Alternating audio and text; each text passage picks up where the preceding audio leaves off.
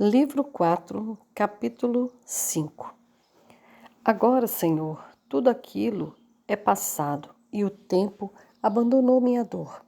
Que eu aprenda de Ti, que és a verdade, e aproxime os ouvidos do meu coração da Tua boca, para que me digas: por que o choro é doce para o miserável? Terás Tu, embora onipresente, se ausentado da nossa tristeza? Tu permaneces em si mesmo, mas nós somos lançados em diversas provações. E, a não ser que choremos aos teus pés, não temos esperança alguma. Como pode então um fruto tão doce ser colhido do amargor da vida por gemidos, lágrimas, suspiros e lamentações? Será a esperança de que tu nos ouvirás a doçura de tal sofrimento? Isso é verdade no caso da oração, pois nela existe o desejo de aproximarmos-nos de Ti. Mas será também o caso do sofrimento por uma causa perdida e da tristeza da qual estive naquela época dominado? Pois eu não esperava nem desejava com minhas lágrimas que ele voltasse à vida, mas tudo o que eu fazia era chorar e sofrer. Sentia-me tristíssimo e perdi minha alegria. Ou será o choro de fato uma coisa amarga que nos apraz por causa da aversão às coisas que antes gostávamos e nos dará prazer enquanto as repudiarmos? Capítulo 6 do livro 4. Mas por que falo eu de tais coisas? Agora não é tempo de fazer perguntas, mas de confessar-me perante ti. Miserável era eu, assim como toda alma sujeita à amizade com aquilo que é perecível, pois é despedaçada quando a perde, e então sente a própria miséria na qual já habitava antes da perda. Assim foi comigo naquele tempo. Chorei as mais sofridas lágrimas e encontrei repouso na amargura. Era miserável e àquela vida miserável apeguei-me mais que me apegara ao meu amigo. Pois, embora desejasse mudar a situação, desejava menos parar de sofrer do que retorná-lo à vida. Sim, não sei se teria coragem de parar de sofrer, mesmo por ele, como aconteceu, a não ser que seja ficção. Com Pilates e Orestes, que alegremente morreriam juntos ou um pelo outro, pois não viveram juntos, soava-lhes pior que a morte. Mas havia nascido em mim um sentimento inexplicável, muito contrário a este, pois passei a desprezar a vida e a temer a morte. Suponha que quanto mais o amava, mais o odiava e temia a morte, mas como ao mais cruel dos inimigos, a qual, por ele, havia trazido luto ao meu coração. Imaginava que a morte seria rapidamente o fim de todos os homens, pois exercia poder sobre eles. Assim me lembro de me sentir. Sonda o meu coração, ó meu Deus, olha para dentro de mim, pois bem me lembro, ó minha esperança, que me limpou da impureza daquelas afeições, voltando os meus olhos para ti e arrancando os meus pés daquela armadilha. Pois eu me perguntava se os outros, sujeitos à morte, viveriam, já que aquele a quem eu amava estava morto. Perguntava-me ainda sobre mim mesmo, que era uma parte dele. Viveria eu, estando ele morto? Bem disse um amigo, tu és metade da minha alma, pois eu sentia que minha alma e a dele eram uma só alma em dois corpos, e, portanto, minha vida tornara-se um horror, pois temia a morte por temer que aquele a quem amava profundamente morresse por completo. Capítulo 7. Ó loucura! Não sabe amar o homem como deve ser amado. Oh, que homem tolo era eu, suportando com rebeldia a todos os homens. Inquietei-me, suspirei, chorei, atormentei-me, não descansava nem pedia conselhos, pois arrastava minha alma despedaçada, sangrando, a qual não queria ser arrastada por mim, e ainda que para ela eu procurasse repouso, não encontrava. Nem em belos bosques, nem em jogos e na música, nem em lugares perfumados, nem em magníficos banquetes, nem nos prazeres da cama e do sofá, nem, finalmente, nos livros ou na poesia encontrei descanso. Tudo parecia sombrio, sim, até mesmo a luz. Nada parecia ser o que era, mas sim revoltante e odioso, exceto os gemidos e as lágrimas, pois neles encontrava um pouco de alívio. No entanto, quando a minha alma era retirada deles, o enorme peso da tristeza caía sobre mim. A ti deveria ser elevada, ó Senhor, para que a iluminasse. Disso sabia eu, mas não queria nem podia fazê-lo, principalmente porque quando pensava em ti, tu não eras como és, mas um mero fantasma. Assim, meu erro era o meu Deus. Se eu tentasse descarregar ali o meu peso para que tivesse algum descanso, planava no vácuo e voltava novamente para mim. Assim, mantive-me em um lugar infeliz onde não podia ficar e onde não podia partir. Pois como poderia meu coração escapar de si mesmo? Para onde poderia eu escapar de mim mesmo? Para onde eu não me seguiria? Ainda assim, fugi de minha terra natal, para que meus olhos tivessem descanso de olhar para ele em um lugar onde não o acostumava ver. E de Tagaste vim para Cartago. Capítulo 8. Livro 4. O tempo não expira, nem passa despercebido por nossos sentidos. Antes, causa estranhos efeitos na mente. Observe, o tempo veio e foi, dia a dia, e enquanto isso colocou em minha mente outros pensamentos e outras lembranças. Pouco a pouco, me remendou novamente aos meus antigos prazeres, os quais levaram embora aquele meu sofrimento. Então sucederam não outros sentimentos, mas as causas de outros sofrimentos. Pois, como teria aquele antigo sofrimento penetrado tão facilmente no mais íntimo da minha alma, exceto por ter eu vertido minha alma sobre o pó, amando alguém cuja morte era iminente, como se nunca pudesse morrer? O que mais me renovava e aliviava era o consolo de outros amigos com quem vim a amar as coisas que amava, em vez de amar a ti. Essa fora uma falsidade monstruosa, uma mentira fatigante que corrompia minha alma e fazia coçar seus ouvidos, prolongando-se pelo estímulo de adúlteros. Mas aquela mentira não morreria para mim tão logo quanto um dos meus amigos. Havia algo mais em sua companhia que se apossara de minha alma. Fosse conversando e brincando juntos, revezando-nos para gentilmente agradarmos um ao outro, lendo bons livros juntos, sendo bobos ou sinceros juntos, fosse por vezes divergindo, sem insatisfação, como um homem faz consigo mesmo, e até mesmo despertando interesses por meio das raras divergências, por vezes ensinando, por outras aprendendo, suportando a ausência com impaciência e saudando a chegada com alegria.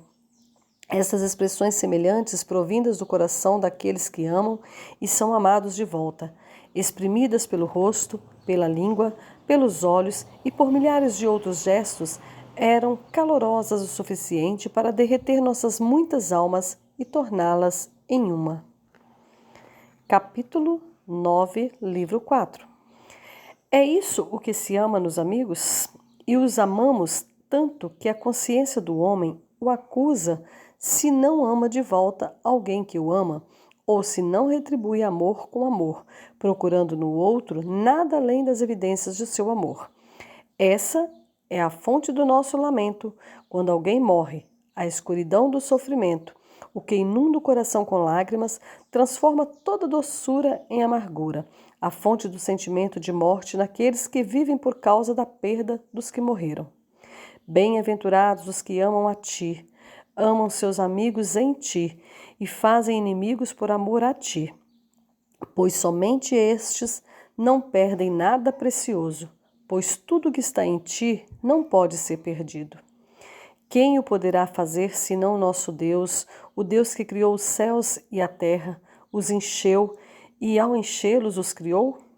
Ninguém perde a ti, a não ser aqueles que o deixam. E para onde irão aqueles que o deixam, ou para onde poderão fugir, senão para os teus braços que acolhem os infelizes? Poderá encontrar onde não haja a tua lei para sua punição? A tua lei é verdade, e a verdade és tu. Capítulo 10, livro 4. Volta-te para nós novamente, ó Deus dos exércitos, mostra-nos a tua face e seremos salvos. Pois para onde quer que se volte o homem, senão para ti, é tomado pelo sofrimento, ainda que esteja rodeado de beleza, pois as coisas belas não existem se não vierem de ti. Elas nascem e se vão, nascendo, começam a existir e caminham para a perfeição. Quando aperfeiçoadas, envelhecem e murcham. Mesmo aquelas que não envelhecem, murcham também. Portanto, quando nascem e passam a existir, quanto mais rápido crescerem para tornarem-se perfeitas, mais rápido cessarão de ser. Eis a lei de tais coisas.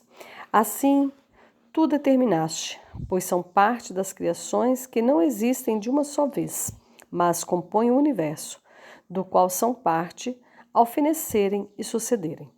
Da mesma forma, nosso discurso é composto de sons repletos de significado, o qual não é expresso a menos que uma palavra se vá depois de soar sua parte, a fim de que outra a suceda. Que a minha alma louve a ti por tudo isso, ó Deus Criador, mas que ela não se prenda a essas coisas pela cola do amor, por meio dos sentidos físicos.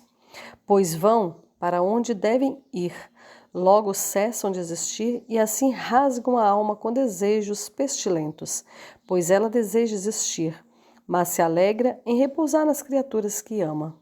Nessas coisas, porém, não há repouso, pois não permanecem, antes esvaecem. Quem poderá segui-las com os sentidos físicos? Quem poderá compreendê-las mesmo enquanto ainda estão presentes?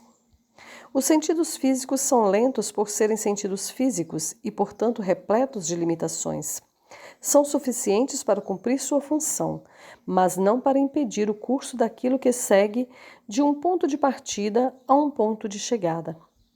Pois em tua palavra, pela qual foram criadas, ouvem seu decreto, dali até aqui. Capítulo 11, livro 4. Não seja tola, ó alma minha, nem se ensurdeças para ouvir teu coração pelo alvoroço de tua loucura. Atenta-te. A palavra te chama a retornar para o lugar onde há descanso imperturbável, onde o amor não é abandonado, a menos que abandone. Olhe e veja tais coisas fenecem para que outras as sucedam, e assim esse universo inferior é completado por todas as suas partes. Mas, para onde irei? Diz a palavra de Deus. Estabeleça a tua habitação nele, ó minha alma, confie tudo o que tens a ele, pois estás cansada de tantas vaidades. Confie à verdade tudo o que dela receberes e nada perderás. O que está arruinado haverá de florir novamente. Todas as tuas enfermidades hão de ser curadas, tuas partes perecíveis hão de ser remodeladas, renovadas e ligadas a ti outra vez. Tuas partes perecíveis não te carregarão com elas quando perecerem, antes permanecerão contigo diante de Deus, que permanece para todo o sempre. Por que então, alma pervertida, segues tua carne? Converta-te para que a carne siga a ti. Tudo o que sentires será parcial, pois não conheces o todo do qual aquelas sensações são parte, embora nelas encontre deleite. Mas se meus sentidos físicos fossem capazes de compreender o todo e não ficassem restritos apenas às suas partes para o próprio castigo, tu, minha alma, desejarias que as coisas do presente fenecessem para que todo a satisfizesse plenamente. Pois aquilo que falamos, tu também escutas pelos sentidos físicos, e ainda assim não desejarias que as sílabas permanecessem, mas que voassem para que as outras seguissem após e o todo fosse ouvido. Assim, quando algo é composto de muitas partes, as quais não existem simultaneamente, O todo satisfaz muito mais do que qualquer uma das partes seria capaz de satisfazer. Muito melhor que tudo isso é aquele que tudo criou, nosso Deus, que não fenece, pois nada o sucede. Capítulo 12 do livro 4. Se encontras deleite nos objetos físicos, louve a Deus por eles e direcione teu amor ao Criador, para que, nas coisas que agradam a ti, não desagrades a Ele. Se encontras deleite nas almas, ame-as em Deus, pois são mutáveis, mas nele se estabelecem firmemente. Sem ele, simplesmente cessam de existir. Então, que sejam amadas nele e levadas a ele, tantas almas quanto possível, para que as ame e para que digam: amemos a ele, pois a tudo criou e não está distante. Ele não as criou e se foi, pois são dele e estão nele. Veja, lá está ele, onde a verdade é amada. Ele está dentro, no mais íntimo do coração, ainda que este tenha se afastado dele. Voltai ao vosso coração, vós transgressores, e corram para aquele que vos criou. Permaneçam com ele e rapidamente serão levantados. Descansem nele e encontrarão repouso. Para onde ireis vós trilhando caminhos tortos? Para onde? O bem que amais vem dele, mas somente é bom se por meio dele e justamente tornar-se-á amargo, pois tudo que provém dele e sendo injustamente amado, parte para longe. Torna-se amargo. Com que propósito andaríeis para cada vez mais longe por esses caminhos difíceis e trabalhosos? Não há descanso onde o buscais. Continuais a buscar o que buscais, mas não encontrareis, pois buscais uma vida de bênçãos na terra dos mortos, e certamente ali não haverá. Pois como seria possível uma vida de bênçãos onde a vida em si não existe? Mas a nossa verdadeira vida veio ao mundo, carregou a nossa morte e nela pôs fim por meio da abundância de sua própria vida. Trovejando, chamou-nos em alto e bom som a retornar para ele, naquele lugar secreto de onde ele veio para nós. Primeiro, no ventre da Virgem, onde a criação humana, nossa carne mortal, foi unida a ele para que não fosse para sempre mortal. Depois, como um noivo saindo de sua alcova, regozijando-se como um homem forte ao participar de uma corrida. Pois ele não se prolongou, antes correu, clamando alto com palavras, obras, morte, vida, encarnação, ascendência, clamando alto para que retornássemos a ele. Então rejeitou-se diante dos nossos olhos, para que retornássemos para o nosso coração e ali o encontrássemos. Ele partiu, mas, veja, ele está aqui. Não ficaria conosco por muito tempo, mas não nos abandonou. Partiu de onde nunca partira, pois o mundo fora feito por ele. Nesse mundo ele estava e para esse mundo veio, a fim de salvar os pecadores. A ele confessa a minha alma, pois pecou contra ele e ele a cura. Ó filhos do homem, por quanto tempo sereis tardos de coração? Mesmo agora, após a vida ter vindo ao mundo, por vós não ascendereis e vivereis? Mas para onde clamarão vós se estivereis no alto, esbravejando contra os céus? Humilhai-vos e sereis exaltados, exaltados para perto de Deus. Pois caístes ao exaltares-te contra ele. Digam-nas isto, para que chorem no vale das lágrimas e carreguem as almas consigo para Deus, pois do seu espírito assim falaste a elas, queimando com o fogo do amor. Capítulo 13, livro 4. Naquela época eu não sabia de tais coisas, amava as belezas inferiores, estava me afogando nas profundezas e disse aos meus amigos: amamos algo, senão o que é belo? O que será então belo? O que é a beleza? O que será isso que nos atrai e nos une às coisas que amamos? Pois a menos que houvesse nelas beleza e graça, não poderiam de forma alguma atrair-nos a elas. Refleti e observei que nos objetos físicos há um tipo de beleza que provém de sua forma em um todo e em outro tipo de beleza que provém de sua adequação recíproca, como a harmonia de uma parte do corpo com o resto, ou do sapato com o pé, e assim por diante. Essas ideias surgiram em minha mente, vindas do fundo do meu coração, e escrevi alguns livros, 2 ou 3 talvez. Tu sabes, ó Senhor, eles escaparam de minha memória, pois não os tenho, devo tê-los perdido, não sei como. Capítulo 14, livro 4. O que me movia, porém, ó Senhor meu Deus, a dedicar aqueles livros a Hiério, um orador de Roma a quem não conhecia pessoalmente, mas o amava pela fama de seu eminente conhecimento e por ter ouvido algumas de suas palavras que me agradaram? No entanto, agradava-me mais porque agradava a outros, que o exaltavam, maravilhados pelo fato de um sírio formado primeiramente em eloquência grega, mais tarde vir a se tornar um excelente orador de latim, além de muito bem instruído nos assuntos da filosofia. Um homem nunca visto e elogiado e amado. Entrará esse amor no coração do ouvinte por meio da boca de quem elogia?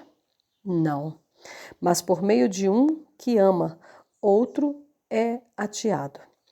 Esse, o motivo pelo qual amamos alguém que é elogiado, quando aqueles que o elogiam são cridos por fazerem-no sem falsidade no coração, ou seja, quando alguém que o ama o elogia.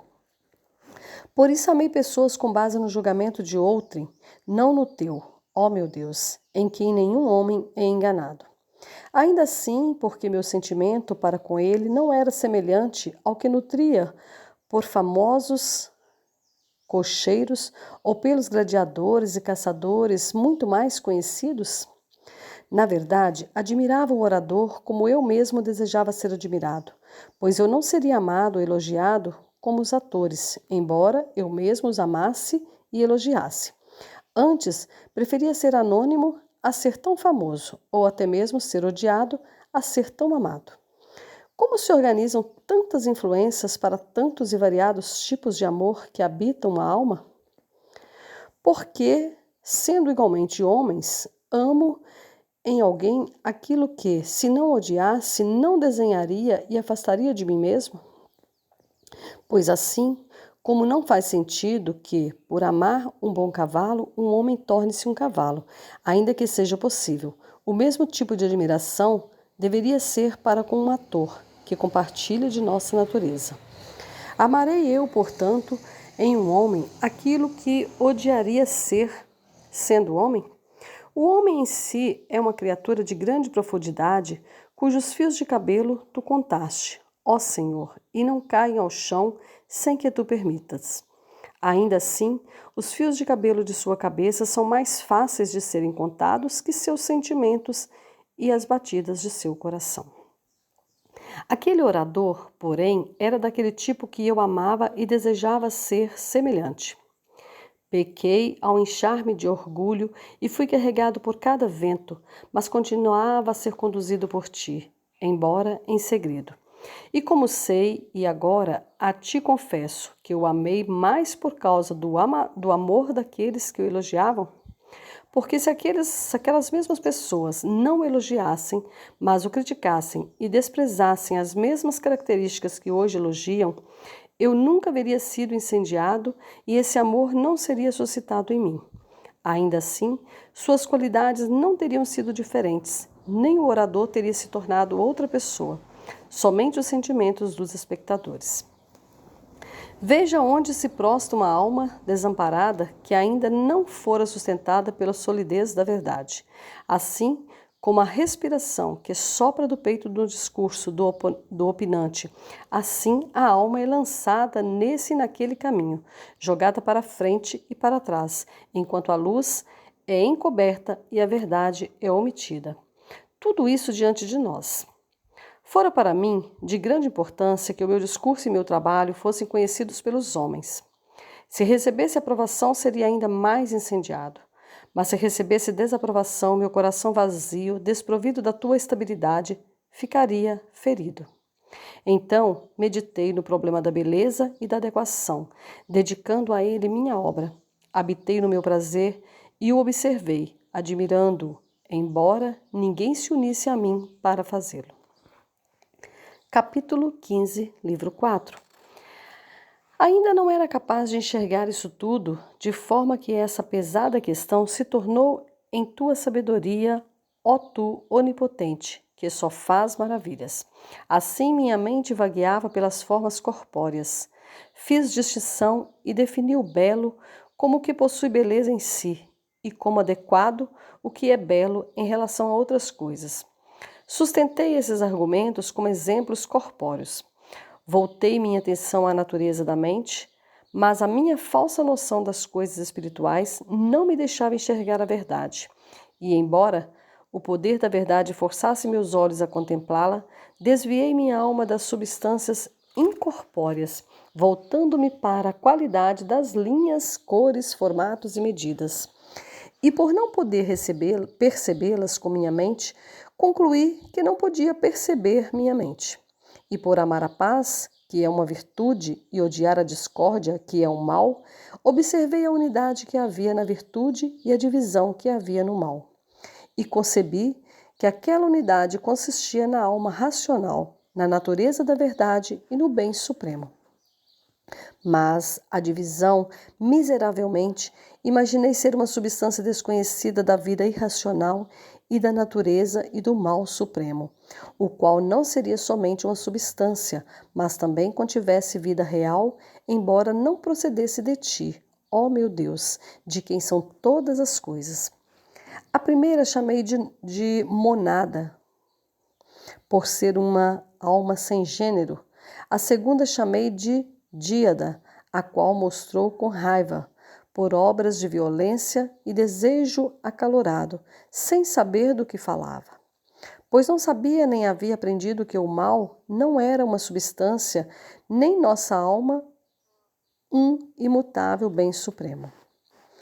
Como nos atos de violência, se a emoção da alma, onde é originada a ação violenta, é corrompida, agitando-se com insolência e desregramento, assim também como nos atos de luxúria, quando as afeições da alma, por onde os prazeres carnais adentram, são desgovernados, assim também os erros e opiniões equivocadas corrompem a vida se a alma sensata é corrompida. Assim aconteceu comigo, que não sabia que minha alma precisava ser iluminada por outra luz, a fim de participar da verdade, enxergando que não era a minha alma a essência da verdade. Pois tu iluminarás minha vela, ó Senhor meu Deus, tu iluminarás minha escuridão, e da tua plenitude recebemos todos nós, pois tu és a verdadeira luz que ilumina cada homem que vem ao mundo, pois em ti não existe inconstância nem sombra de mudança. Foi, porém, prisionado por ti e empurrado para longe de ti, para que sentisse o gosto da morte, pois tu resistes os orgulhosos. E que maior orgulho poderia ser para mim que aquela estranha loucura de me assegurar que eu era aquela natureza a qual tu és? Eu era mutável, o que estava claro para mim, já que meu próprio desejo de me tornar sábio fora proveniente do desejo de me tornar melhor. Ainda assim, escolhi imaginar que tu eras sujeito à mudança, sendo eu diferente. Fui, portanto, rejeitado por ti e tu resististe à minha vã dureza. Imaginei formas corpóreas e por ser carne acusei a carne e por ser vento passageiro não retornei para ti. Mas vaguei e vaguei por coisas que não existiam, nem em ti, nem em mim, nem no corpo. Nem foram criadas para mim pela tua verdade, mas pela minha vaidade desenvolvida nas coisas materiais. Eu costumava perguntar aos teus fiéis pequeninos, meus conterrâneos, de quem estava inconscientemente exilado, matraqueando bobagens, por que então a alma que Deus criou erra? Mas nunca deixava que me perguntassem, por que então Deus erra? e mantive minha teoria de que a tua substância imutável era sujeita ao erro quando havia necessidade, em vez de confessar que minha substância imutável havia se desviado voluntariamente e agora, em punição, habitava no erro.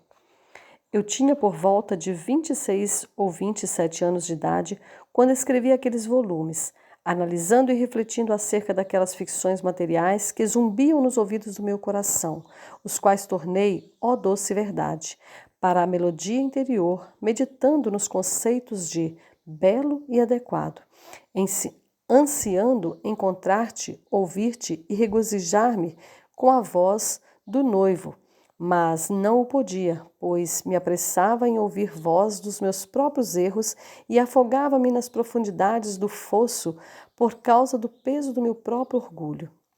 Tu não me fizeste ouvir o regozijo e a alegria, nem meus ossos exultarem, pois ainda não haviam sido humilhados. Capítulo 16, livro 4. O que lucrei eu, quando tinha apenas 20 anos de idade, um livro de Aristóteles intitulado As 10 Categorias? Caiu em minhas mãos, título no qual agarrei-me como em algo grande e divino, pois meus mestres de retórica de Cartago e outros sempre mencionavam tal livro, explodindo de orgulho. O li por conta própria e o entendi? Quando discutia com outros que diziam entendê-lo, pouco mesmo com o auxílio de bons tutores, eles não apenas explicavam oralmente, mas desenhavam na areia, não podendo dizer-me nada que já não soubesse ao ler sozinho.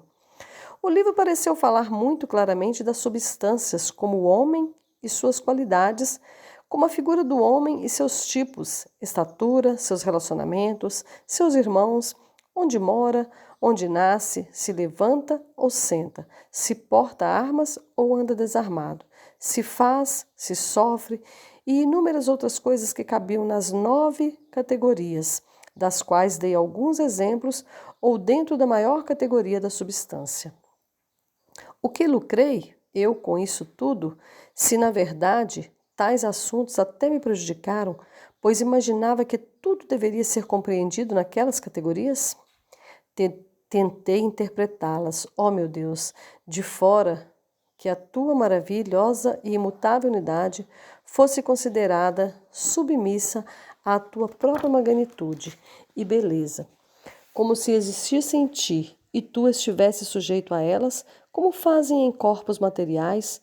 No entanto, tu és a tua própria magnitude e beleza. Um corpo não é belo ou adequado por ser um corpo, visto que, ainda que fosse menos belo ou menos adequado, não deixaria de ser um corpo. Porém, a minha concepção de quem tu és era falsa, não verdadeira, ficções de minha miséria, não a realidade da tua bem-aventurança. Pois tu ordenaste, e se cumpriu em mim, que a terra desse arbustos e espinhos para mim, e pelo suor do meu rosto comesse meu pão. O que lucrei eu? Vi o escravo de afeições vis, quando pude ler e entender todos os livros famosos das artes liberais? Deleitava-me neles, mas não sabia de onde vieram, a fim de assegurar-me se eram verdadeiros ou corretos, pois minhas costas estavam viradas para a luz e a minha face desviava-se das coisas iluminadas. Então meu rosto, com o qual se discerne o que é iluminado, não tinha luz.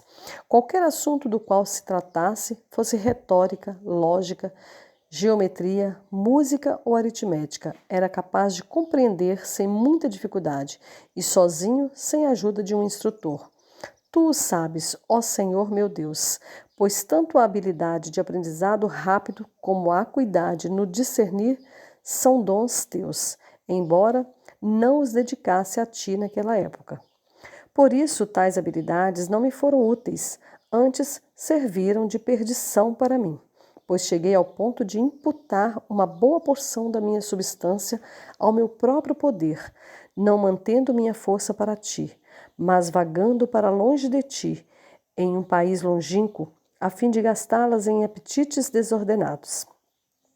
Pois que benefícios me trouxeram boas habilidades, se não fiz bom uso delas?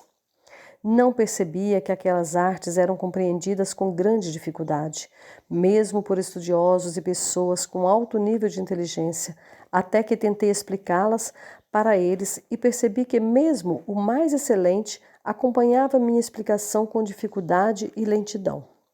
Ainda assim, o que lucrei eu com isso tudo, imaginando que tu, ó Senhor Deus, a verdade era um corpo amplo e luminoso e eu um fragmento desse corpo? Quanta perversidade! Assim era eu. Não me envergonho, ó meu Deus, por clamar a ti e confessar meus maus atos perante a tua misericórdia, pois não me envergonhei em professar minhas blasfêmias aos homens, rugindo contra ti. Qual fora meu lucro quando minha ágil inteligência era capaz de desvendar aquelas ciências e desenrolar todos aqueles volumes sem a ajuda de um professor humano, se pequei gravemente com vergonha sacrílega na doutrina da piedade? No que foram prejudicados os teus pequeninos por serem mais lentos no compreender, se não se afastaram de ti e permaneceram no seio da tua igreja, desenvolvendo-se em segurança e nutrindo as asas do amor pelo alimento de uma fé saudável? Ó Senhor nosso Deus, que tenhamos esperança sob a sombra das tuas asas, protege-nos e carrega-nos. Tu nos sustentarás desde pequeninos até que apareçam as cãs em nossa cabeça, pois quando a nossa segurança está em ti, então temos firmeza, mas quando está em nós mesmos, não há firmeza alguma. Nosso bem habita para sempre em ti, pelo que, quando viramos as costas, nos desviamos. Retornemos agora a ti, ó Senhor, para que não sejamos rejeitados, pois contigo há vida plena, livre da queda, da qual tu és o bem. Não precisamos ter medo de não encontrar um lugar para onde retornar, pois é de lá que viemos quando caímos. Em nossa ausência, a nossa casa, tua eternidade não caiu.